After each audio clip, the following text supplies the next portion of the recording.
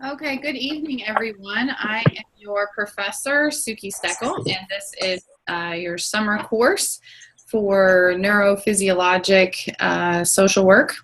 And very, very excited to have you all with me. I can just ask each of you to please press mute. If this is your first time on Zoom, the bottom left hand of the screen, if you roll your mouse over it, you should see a mute button. I'm going to go ahead and share my screen, and hopefully this will work so you can see PowerPoint. And you can mute and unmute as needed. I definitely want to, as we move through this hour, you have a couple of options for, just kind of jumping in and asking questions, or you can, use the chat function to ask questions as well, and I'll try to keep an eye on that. But feel free to interrupt me at any time. So this is our very first Zoom session. The purpose of it is to go over the syllabus and make sure that you guys have a good understanding of the expectations for this summer. This is a very, very, very short course. And you can see, I'm sure, from the reviewing the syllabus and the Blackboard site that it's very, very intensive. So I want to make sure that you all, first and foremost, understand that I am here to serve as a facilitator for your learning. I can't learn this material for you. All I can do is really put it in front of you in a good way and make sure that I'm available to support your learning. So if you ever have any questions about anything, please feel free to email me or post your questions on the discussion board. So how this Zoom session is going to go, and I'm sorry, I'm hearing some feedback. If you're on the phone, if you could please hit your mute button on the phone. This is being recorded, and it's very distracting to have the background noise. So if you just please hit mute on your phone and your computer, it would be really helpful. So jumping right into it, getting started, this is a 1 credit hour course. It is required. A little bit about me, just really quickly. I love this stuff. I'm really excited about it. My background is in children's mental health.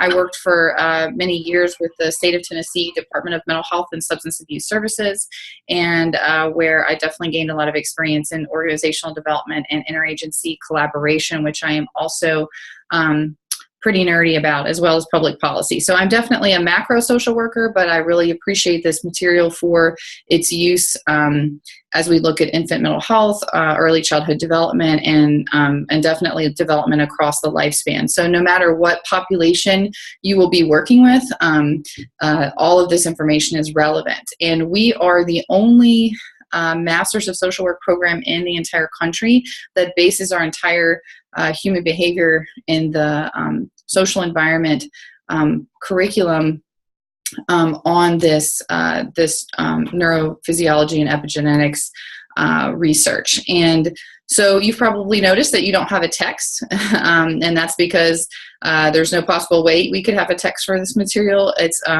coming out fast and furious, and we just try to stay as up to date on those new publications and new research as much as possible. So we are definitely putting the latest and greatest information in front of you all to digest. Again, I'm very much available to you. You can see my phone number and email here. Please let me know if you ever need anything. And you can always, those are my posted office hours, but I'm happy to make an appointment with you as needed through the summer. So as I mentioned, we are not going to have time to go through the fundamentals of the ecological perspective and things like that, but all of that information is available for you on Blackboard and on this posted lecture. It really is just a review, but please let me know if you have any questions about that. So we're really going to focus on the syllabus. Should take about 45 minutes. I want to leave some time for questions, but as I mentioned at the beginning, please let me know if you have any questions as we move forward.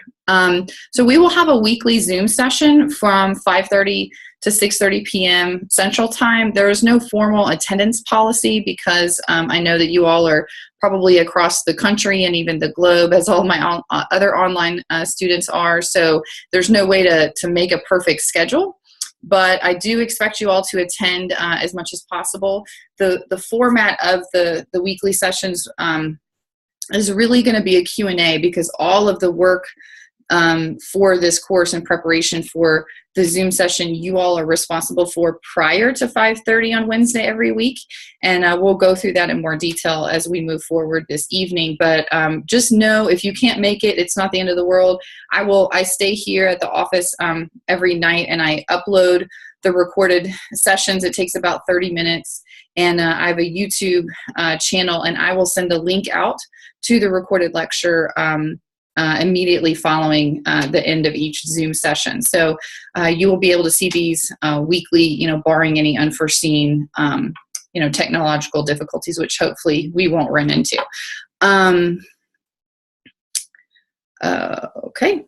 Just typical, if you do have questions and you send me emails during the week, I usually respond within 24 hours.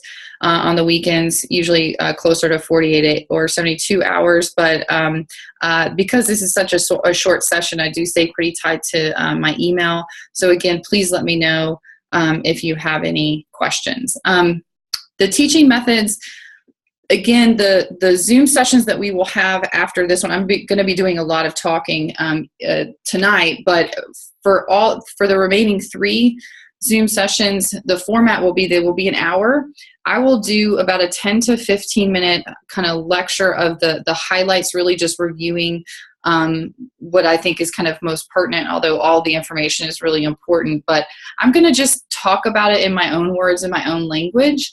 And then I really am going to leave it open for a Q&A because I want to make sure that you all, after you complete your critical thinking exercises each week and post those on the discussion board, I want to make sure that you all have an opportunity to ask me questions and ask questions of your fellow students in your own words, and really be able to apply this information as much as possible. I fully recognize that as online learners, graduate students, everybody has a different learning style, and some of you are going to be able to, learn. I mean, everybody just learns in different ways. So that's why I really have tried to spread out the methods across, lecture. We'll have some discussions each week. And there's a lot of videos that you'll see. Some are really long, like 75 minutes for next week. And then some are going to be little, 1 to 5 minute videos that are going to be embedded in the lectures or posted just under the weekly course units. They're also, each week, you can expect to see a recorded lecture of the material from my mentor, Dr. Terry Combs-Orm. If you've already been under the week 2 unit, which I hope you all have, you'll see that 2 of those lectures are already posted. You will see those in addition to my lectures. They match up pretty well because all of us that teach this material, we base it off of Dr. Combs-Orm's own personal research and her just expertise in this area. This really is her specialty area and what she's responsible for, and as her with her endowed chair. So really excited that we get to work with her. So you will have an opportunity to actually see somebody present the lectures, orally in a didactic format. And then you will see my lectures posted along that. So you can print those out as needed. And they're mostly the same. They just may look a little bit different.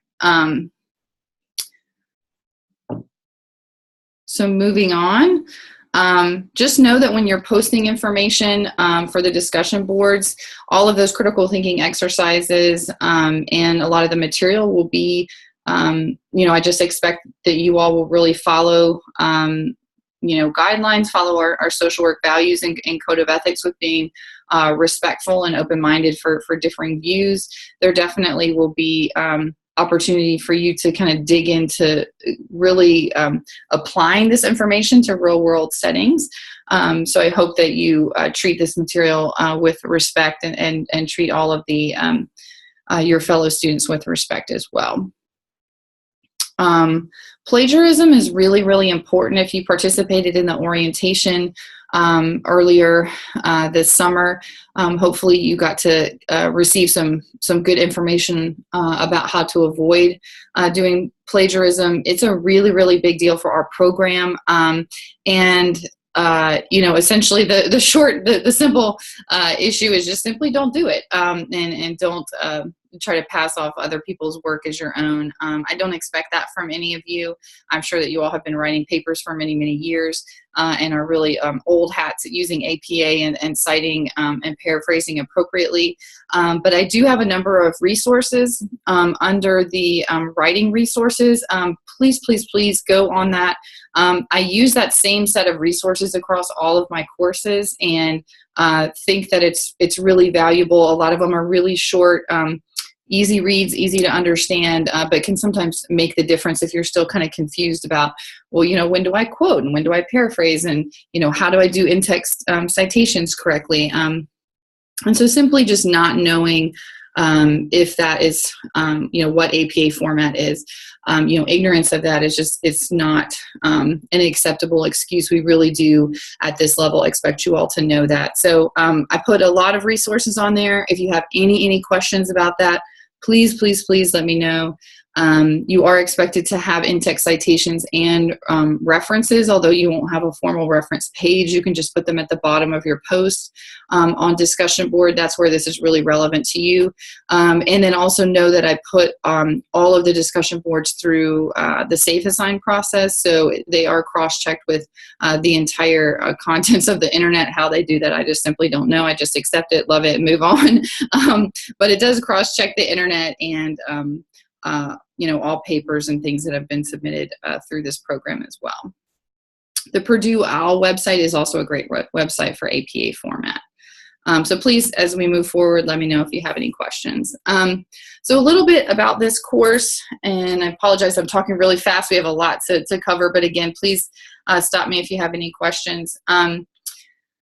This really is required, and it really forms the basis of the whole rest of the curricula that you'll experience in this program. As social workers, we really care about why people do what they do. And there's other folks like psychologists and sociologists who look at that, but social workers, because of our focus on social justice, we really, really care a lot about vulnerable populations, oppressed populations, and the new science, what it is telling us about how the brain responds to things like stress and trauma, things that are disproportionate among vulnerable populations. All of that really adds up and has a cumulative effect when it comes to human development. And so it's really, really critical that you all have a baseline understanding of this material moving forward. It may feel really intimidating at first. That's totally fine, totally expected. We all come to this information with different professional backgrounds, personal backgrounds. Some of us are really, nerdy and love all these, the terms and love, anatomy and genetics and things like that. But, for other folks, we just want to sit face to face and talk to people and aren't so concerned about, our amygdala. So I respect and appreciate that we all come to this from different perspectives and experiences, and I just invite and challenge each of you to try to apply this information in ways that make sense to you, and that are really, try to relate it to areas of passion that you already have. So if you're really passionate about working with, young children and families, think about the impact of, the intergenerational transfer of, genetic material and epigenetic material. When we start looking at that and thinking about, if you're really interested in, neighborhood violence and, or older adults, there's application for this across every single population and level of social work. So, and if you're not seeing it, after a couple weeks, if you're still not seeing it, please feel free to reach out and I'll have a one-on-one conversation with you and see if I can answer any questions and help get you on the right track with it, at least seeing how all of this information is relevant. I think I mentioned this in a previous announcement, but one thing is you will not have access to this Blackboard site after the end of the semester. I think that's just a few days past July 6th, but then they cut it off. So if you, all of the readings, links to websites and videos, I recommend that each week, whatever you think you might need, please go ahead and save that. You will see this information on your comp exams before graduation next spring. So just know that it's going to show up. So you may want to have some easy, reference to this material. One last thing, one note about this material before we get into the syllabus. Everything that we do in social work practice, it really is it's our best thinking right now. And we live and work in a space that is constantly evolving. We always have new research that's coming out, new evidence-based practices that are coming out, and we always want to be doing the best that we can for our clients and our organizations. And just a little note again about this material is I can't tell you in every single case how to apply this information because it is so new. And I really challenge each of you to figure out what you can possibly do with this information once you get into the field. What I can tell you definitively is that the field of neuroscience and its impact on how we do what we do from a business standpoint, a service standpoint, a policy standpoint, it is where things are going. It is it's already, ACE awareness and there's really intense policy development going on in Tennessee as we speak, just around the adverse childhood experiences study. And you're going to see this time and time again. It's going to get more intensive, but we also are in this place of uncertainty. We just simply don't know how it's going to impact our field, our service delivery systems and mechanisms, our evidence-based practices. We don't know definitively how all of this is going to kind of shake out. So just know if things are sort of feel a little, nebulous or abstract, that we are living in a place of uncertainty, and hopefully you'll see the excitement with that as much as I do, and we'll be able to just understand that this, we're evolving and growing as we speak. I covered that. So here's a list of the course competencies. I won't, read these to you, but this is pretty much your guidepost. So we expect you to know these as you exit this course. And this is, again, what will show up on your comps as well. So please let me know if you have any questions about that. As I mentioned, there is no required textbook. All of the journal articles and videos are all under the each weekly course unit on Blackboard. For your convenience.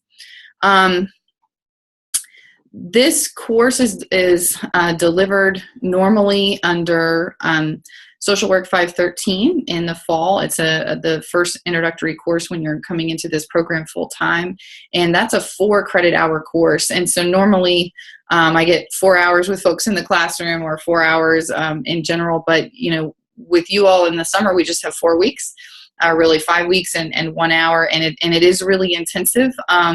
So I hear you, but there's really no way around it. So this is at the graduate level, things are really intense, and for the most part, I think I can say that this is the hardest course in this program, but it's also really exciting, and our graduates are doing some absolutely phenomenal work in applying this information in their own way. And as I said, in areas that they're passionate about. One of our graduates is currently the director of early childhood for the Tennessee Commission on Children and Youth, and her whole job is to go around the state and promote the awareness of ACEs, and she just graduated last year. And I'm going to have a guest lecture of a former student who just graduated this past spring, so not even really a month ago. And she's going to give a lecture on neurotransmitters based on an independent study that she did this past spring that is phenomenal and has a whole blog called Neuro for Therapists that I'll be posting in a little bit. I'm really excited about. So it is possible to love this content and move forward with it. So I invite all of you to do that too. So for each class, there's going to be a list of vocabulary that you're going to see under the course units.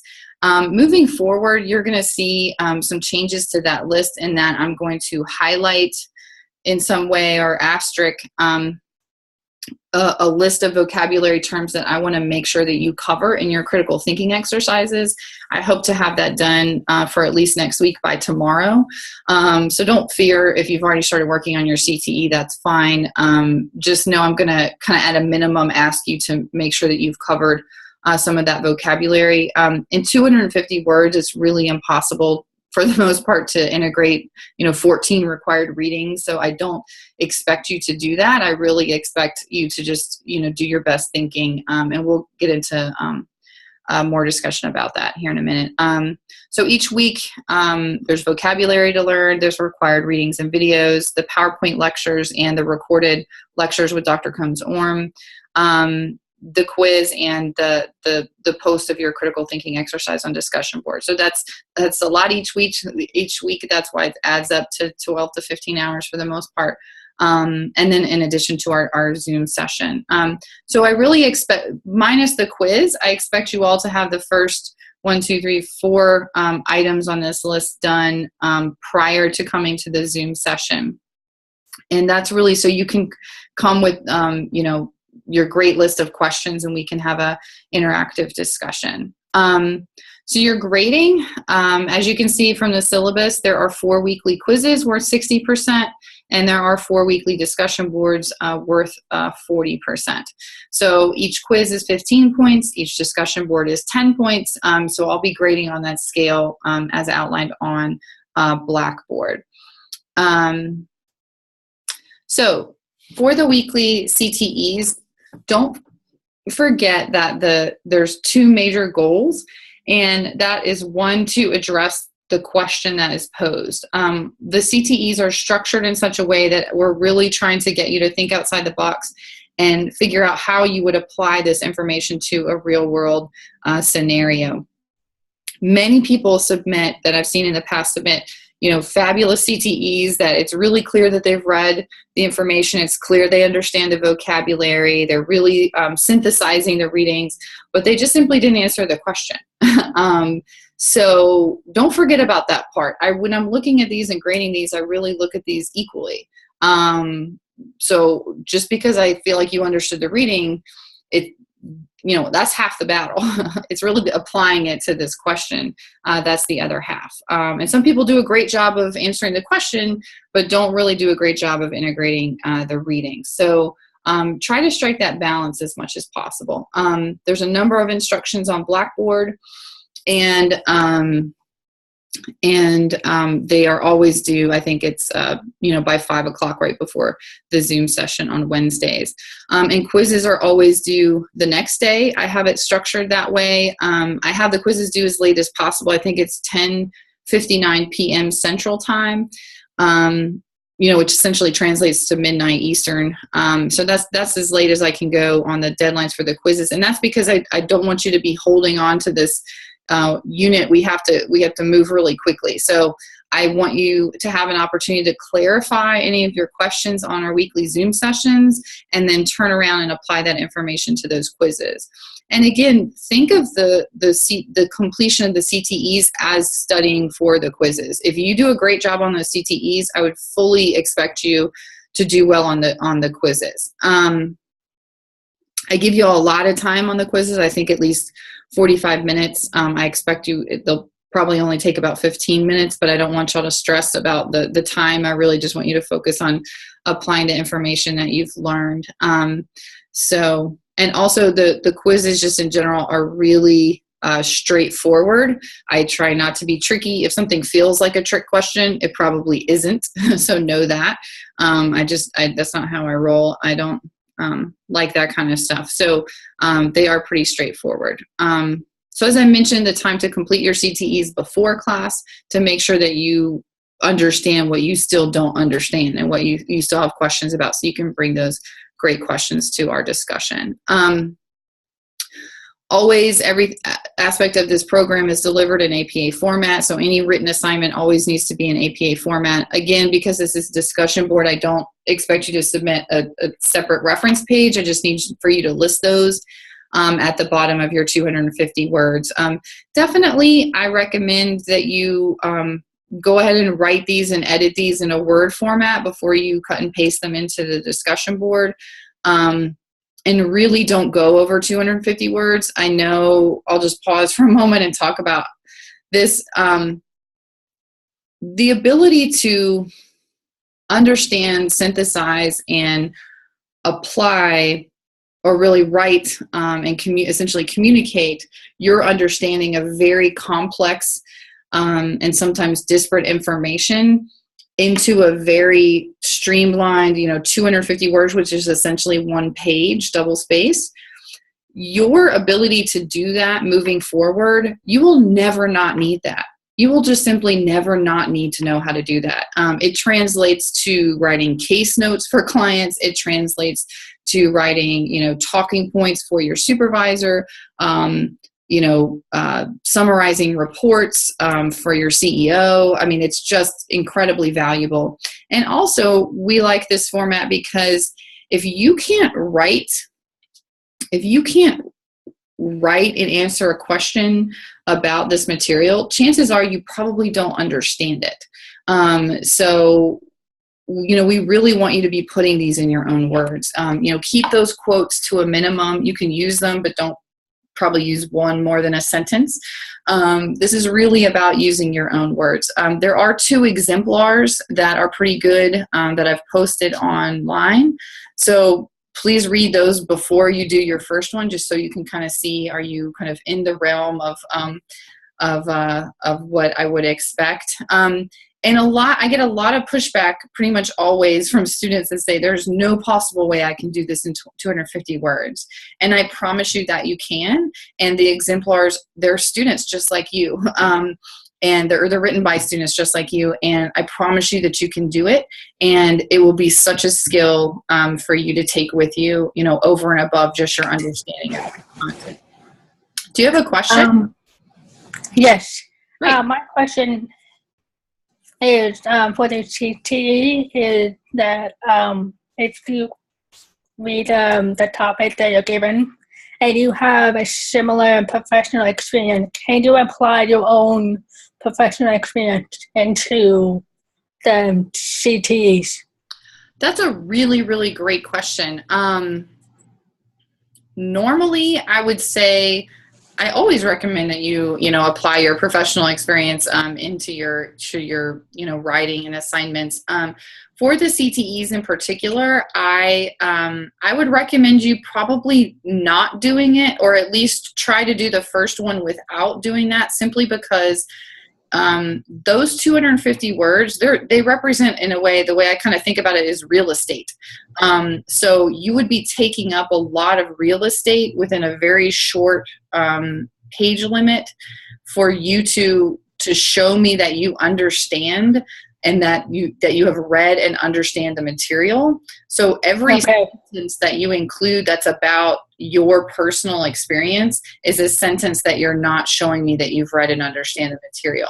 There may be, the only time I would say there's maybe a little wiggle room is I think I've got a CTE that's kind of a child welfare example. So if you have a background in child welfare, you're probably going to be able to write that CTE a little easier than some folks who don't. And so you may have some experience that you can bring to bear to that. I just caution you. So I don't want to say definitively no, but I think you should try it without that, and then just see. And if you have some more room and you think you can include it, go ahead. But it's a lot of vocabulary and a lot of material to cover in that short space.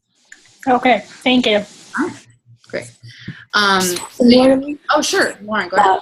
Sorry, I'm thinking about the CTE as well.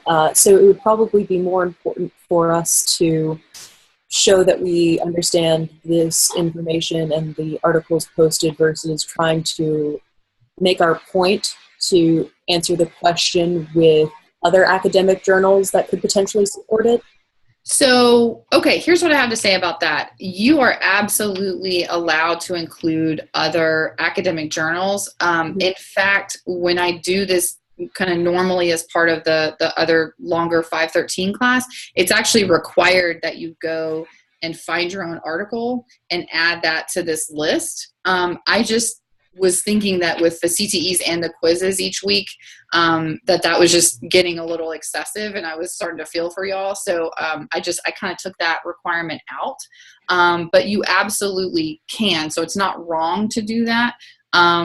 Just endeavor to, include most of the required readings or as many as you can. But I will absolutely like if there's something and the reading is from 2013 and you find an article from 2016 that's similar or builds and expands on it. I mean, that's going to be fabulous. So that's definitely not wrong. Just be mindful of the real estate, and also, again, just reiterating that conversation I had about the balance between, 50% of your content should be answering the question and 50%, roughly, should be making sure that I understood that you've read the material. Does that make sense? Mm-hmm. Thank you. Question? I have a question. Great. Okay, I just wanted to clarify two things. For the CTE, the two things you said to remember was to address the question posed and to apply real world scenarios to integrate, the real world scenarios into it. Well, the CTE itself, the CTE question is the real world scenario. So you don't really have to think about that so much. It's okay. I'm giving that to you by posing the CTE question. The second thing was to demonstrate conclusively that you've read and understood the readings. Okay. So it's address the question posed and demonstrate you understood the readings. Okay. And then I just have one more. I came in a little late because I had work. I don't know if I missed it, but I was looking over the syllabus. Let me pull it up. And it says, note all unit material and CTEs need to be completed prior to the date of each unit. Can you just go over the deadlines again? I just want to be sure. They're always the day of the Zoom session. So our Zoom sessions are Wednesday at 5:30. So the CTEs are due by 5 o'clock. Okay. And that's so I can just sort of skim them real quick and just see how y'all are doing. Before I get on. So I'm not going to be like grading them in 30 minutes. There's no way I could do that. Okay. But, and the quizzes are due the next day at 10:59 p.m. Yeah. And all of that information, those deadlines are posted under each item. You'll see that on Blackboard. All right. Thank you. Okay. Any other questions? Okay, just to reiterate, you don't need an abstract or a title page because it's not, it is a formal paper in that I expect you to, write your discussion board post as you would if you were submitting the Word file. But you should just be able to cut and paste. If y'all have any kind of technical issues, generally that's an OIT question, but if for some reason the link to post your discussion board post isn't working right, please, by all means, let me know that. I don't want y'all to get crammed and not be able to do that because of something I've done. So please let me know if you run into any issues. With the references, make sure that you don't just like list them. This is kind of elementary, but if you use a citation in text, then that's what you need the reference for. Sometimes people sort of forget that and they just kind of start referencing, but then it's not listed as a citation within the text.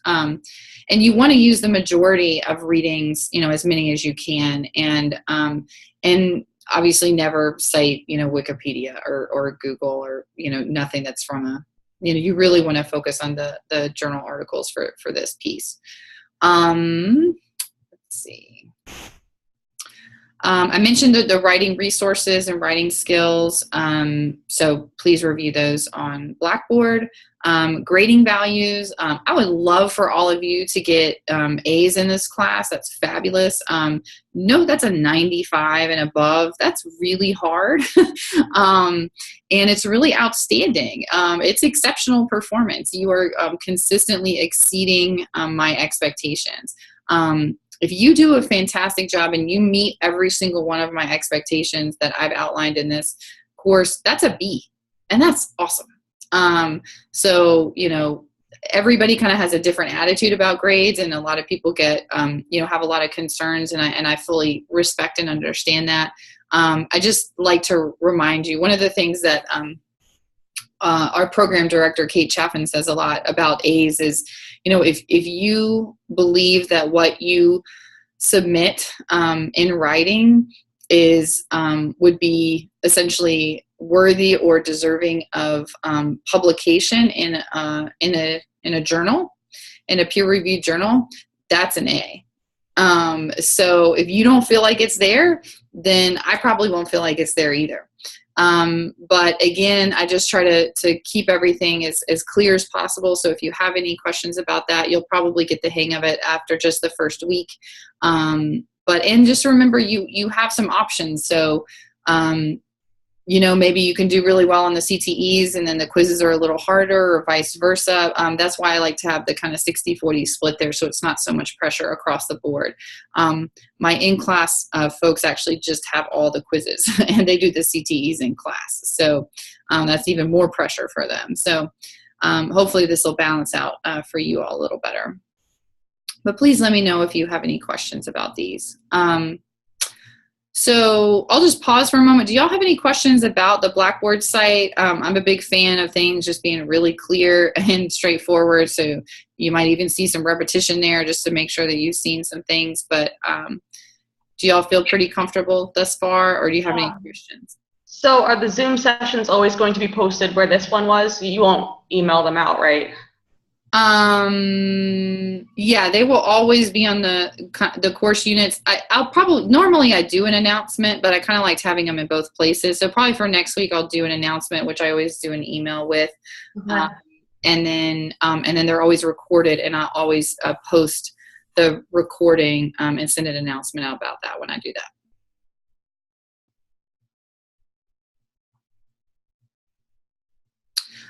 There's a place in the discussion board for just general questions. I'll try and keep, I don't look at that every single day, but I'll try and keep an eye on it. So if you have a question that you think, say everybody else will, or other students will, please go ahead and post that on the discussion board. Other students can also respond to those questions. So if you, as a student, read a question, you know the answer, please feel free to post. But that's an option for you as well. And then, of course, you're always welcome to email me. So I'll just pause. That's pretty much the syllabus in full, I believe. I just want to double check and make sure.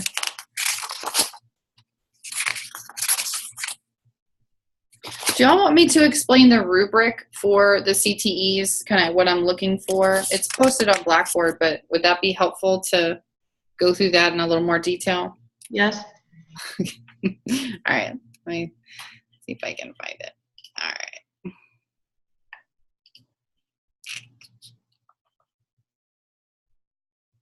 Can y'all still see the screen? Yes, okay. All right, so this is a reiteration of the syllabus, same with this. So this whole how CTEs are graded. So really I'm gonna be looking at the integration of the readings. Again, I know it's gonna be really hard unless there's a little later on, there's less articles. I don't expect you to, like for this next week, I don't expect 14 articles in there. I don't expect 14 references. Please hear me say that. I think that would just be really hard. So again, I'm going to bold those kind of at a minimum vocabulary words for you to use. If you use more, that's even better. But I'll try to have that each week just because I know y'all are really kind of crammed for time and this can get really difficult. So for your convenience, I'm doing that. A synthesis of a material, just listing out an explanation or just a definition, that's really not synthesis. That's a definition. So that's not really what I'm looking for. I want you to be able to apply the definition of epigenetics to answer the question. That's really more of a synthesis. Also things like comparing and contrasting. So sometimes you have required readings where, one author or researchers is saying one thing, and then you've got someone an opposing or a different view over here. So if you're able to talk about that and say, researcher one had this view, researcher two had this view, and, you're able to kind of really illustrate your understanding of that through kind of comparing and contrasting their differing views. That's also a thing that I'll be looking for. That's not, I don't necessarily expect that for every single one, but where there are differing views or perspectives, that would be a great opportunity. Critical thinking is a major, I see you, hold on one second. Critical thinking is a major, goal and competency that each of you should be striving for across this program, every single class. So I'm going to want to see that you're really, really thinking about this. Your writing is logical, in order. You're kind of connecting the dots. Kind of goes back to I think 5th or 6th grade, writing. You kind of want to have your introductory point, and then kind of prove your point throughout by using all of the relevant material. You want to ask? Sure. So about setting up that 5th grade writing, do we need to restate the prompt or the situation in this? No. There's not enough space for that. So we're a little worried about that. And no, you don't have to do it. I mean, there's a way to do that kind of in sort of your intro, but no, I don't expect that. And should we have a stance? I know you were saying compare and contrast, but should we have an opinion we're going for and trying to prove? For example, the first one is about substance-affected infant, I believe, according to the syllabus. So should we take a stance as in, here is what is clinically likely, or here is what you should prepare yourself for if we were doing this to clients? That's a really good question. This is actually written in here somewhere. Let me just try to.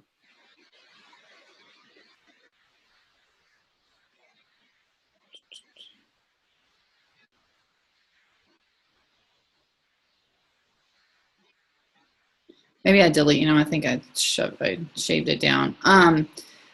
So basically, you don't want to state your opinion. You don't want to say, I think such and such. So you really shouldn't be using I's at all in here. But you do want to essentially have a stance, and then support your stance with evidence from the literature. So it is pretty clear cut that way. I want you to shy away from your opinion, because at this point it's really your opinion in terms of how thoroughly you understand the literature. So it's really not because you haven't done the research. It's really actually the opinions of the researchers that we are, analyzing. Does that make sense? Okay. So for example, for the CTE, this next week, you have this family that's worried about adopting and taking in the infant that's been substance affected and substance exposed. Would you want us to explain and synthesize this research as we would as a medical social worker, or do you want us to keep the writing more towards if we were writing an academic and objective paper on it? Okay, so your question is a little more about the audience. Kind of what yeah. So I think for this particular one, it really is more geared to thinking about, how you would explain this to the potential parents. So in that particular piece, which is not the entirety of the 250 words, but in that particular piece, that should be actually a little bit more 7th grade reading level kind of, if you're really talking in real life about people who are, foster parents for folks in child welfare, you know, we always, I mean, I'm from that system to a certain degree. So, I mean, we always try to keep things on like a 5th grade reading level. So I don't want you to be using really technical terms because they're probably not going to understand them. But there's a way for you to actually be able to explain this information in non-technical terms in a 5th grade reading level will show me very definitively that you understand this material. So it's a win-win. So if you are able to, yeah, I don't know how to restate that, but it's, does that make sense? Does that understand? Explaining it to the parents with a bit of the academic vernacular, but not overcomplicated. Am I right? Yes. Like, frankly, you can actually say, you can explain what epigenetics is without even using the word epigenetics. You know, you could, I mean, there's a way to do that. And I think one of the exemplars is actually the CTE. So that may give you some perspective as well. I may be wrong. I don't honestly remember, but so it's kind of a fine line. It's definitely an academic paper essentially that you're submitting, but I'm asking you to, you know, speak to foster parents. So that's a little less academic.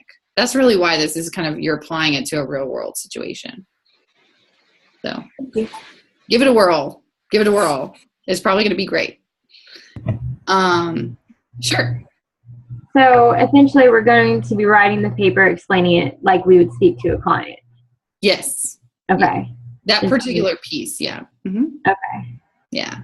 Yeah. Yeah. And again, I'm not so, because this is not a formal paper. That's why I actually set it up as a discussion board. Some other folks have it as an actual paper, and it gets really, you know, I can get really carried away with grammar and, you know, that whole kind of academic writing piece. But I decided to try it this way because I really want y'all a little less focused on the academic part and more focused on show me that you understand this in your own words kind of piece. Okay. I'm hoping that'll take a little pressure off, actually. That was the goal. It may not work, but that was my rationale. I'm just trying to take some pressure off. So getting into the piece here with kind of how these are graded. So each one's 10 points. So this flows, you know, and mirrors our grading scale. So this is really looking at, you know, I've kind of tried to kind of take out some of the guesswork. So you're going to be using, you know, at a minimum, all of the bolded vocabulary and then some. You know, probably using only the bolded vocabulary is probably going to be more of a B range because you're just meeting the expectations. But if you go above and beyond that vocabulary list and, you know, use many resources or many of the articles, you know, and do a really great job, it's probably going to be an A. I will do some quarter points. And I say quarter and half points possible. So, you know, you could get like a 9.25 or something like that. So I'm going to pause here. Are there any questions about this? I don't want to sit here. We don't have a lot of time. I don't want to like read every last little piece here, but this is about this is how I'm going to be looking at them when I grade them. Can I ask a question? Sure. I know you said that we don't have to include outside articles, but would that help our grade if we were to do that? As long as you did it well. Well, yeah, that's, of course. Yeah, it's just, you know, that's kind of hard to say because you could include another article, but then you could be doing something like this, sort of spit back what it says rather than present a critical analysis. So I can't just say wholesale, if you go find another article, it's automatically an A. That's not at all gonna. Right. If we include it and synthesize it properly. Yeah. Then, okay. Mm-hmm. Thanks. Yeah. And have that great balance of answering the question with showing me that you understand. And that's trickier than you know you might think, especially in 250 words. I have another question about the CTE. Sorry to go back to it. Yeah, no problem. I know you said that this particular audience was the client. Are you going to specify the audience with each CTE? Because I know one was just more generalized, just like about Hurricane Katrina. Yeah, no, no, it's not. I'm not really worked up about that. I know it's that may be slightly frustrating when you actually have to write it, but it's really just this first one. I think that the audience is a little bit more spelled out. So no, Okay. I don't think I do it. Okay. They're all listed there, now you can see what they are. So I don't.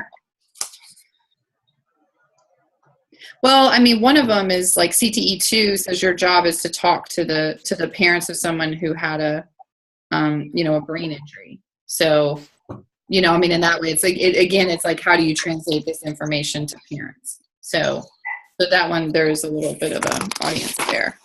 Okay. Thank you. Mm-hmm. Yeah, CTE 3 is more general. CTE 4 is more about, you're kind of talking to parents there as well. So pretty much, I guess 3 out of the 4, you're talking to parents. Okay, any other questions? We've got about 9 minutes left. I want to make sure we've get through everything. Again, there's some more, writing resources, and the exemplars are here. I just know I expect the first one to be the hardest. It usually is. This is something new. Probably haven't done things in this way before. But it's kind of like, give it your best shot. It's probably going to be great. And then I'll definitely give you as much feedback as I can. I'm not going to be giving public feedback. But if there's, something that's somebody does really well, I may say, great job on that, but I'm certainly not going to disparage anybody in public. And don't think if I don't say anything on your CTEs that that's not a good job either. So my goal is to have these turned around. So you'll submit them Wednesday. So by Friday, I should have great. There's quite a few of y'all in both these sections because I've merged both sections. So that's over 40, I think. So I'll try to have all those turned around by Friday. And you'll get those on, you'll be able to see under my grades. You'll be able to see those. Yes, ma'am. Okay, I have kind of a worst case scenario question. I was a little hesitant to ask earlier. I'm a case manager, and if I get a crisis call, sometimes I'm in the ER with them for 4 or 5 hours. What would be a backup plan? I don't know. For It's not, only happened a few times this year alone, but you mean so you're not able to get your stuff in? Yeah, if I was stuck in the ER. Yeah, I mean that. Unfortunately, there's nothing I can. That's kind of like life happens. There's nothing I can really do about that. So I think it's just really about managing your time each week and making sure that you are really not waiting to the last minute, because that's really where those things happen. And just kind of, and also again, I would say sometimes. Okay, I'm being honest. I'm a bit of a perfectionist, like for my own work. I try not to be that way with y'all, but I am a bit of a perfectionist. So sometimes I will get really worked up and submit things, at the end. I'm definitely one of those kind of all-nighter type of people. And I know that some of y'all are planners and some of y'all are kind of last minute people. So if you get to that place where you're having a lot of anxiety, either whether it's the quiz or the CTE, and you're thinking, oh my gosh, I didn't get any sleep last night because I had, this or that kind of situation, go ahead and submit something, because submitting something is going to be better than submitting nothing. It's a big deal. Like if you don't submit anything, that's like 10 points off your grade just off the top. So even not doing a great job, you still might get a 6. And getting 6 points overall at the end of the day is going to be way better than getting 0. So I would say also don't forget about that. And so if at all possible, unless you yourself are in the hospital, then, obviously email me and let me know about that. But there just aren't really any extensions, on any of these. We run through this really quickly, but I think that's a really great point.